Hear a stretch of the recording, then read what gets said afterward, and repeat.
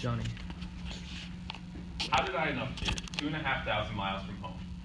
Today, you'll hear the story about how a young teen from Rhode Island ended up 2,000 miles away in the Sonoran Desert of Arizona.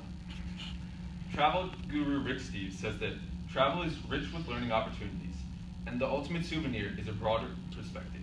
This is something I can personally attest to.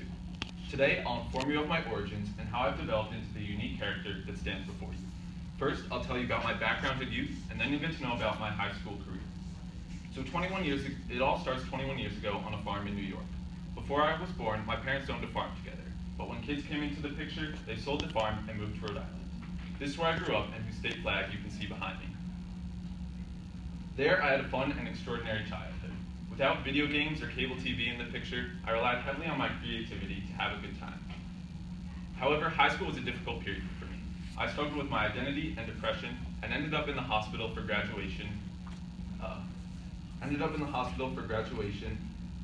and had to put college on hold to recuperate and energize.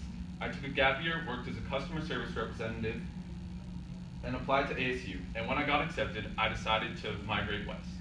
Before commencing my studies, I headed to Barcelona and was fully immersed into the culture there. Since then, I've had a job on a gourmet food truck, which is where I got this shirt. I joined a fraternity and continue to explore the USA.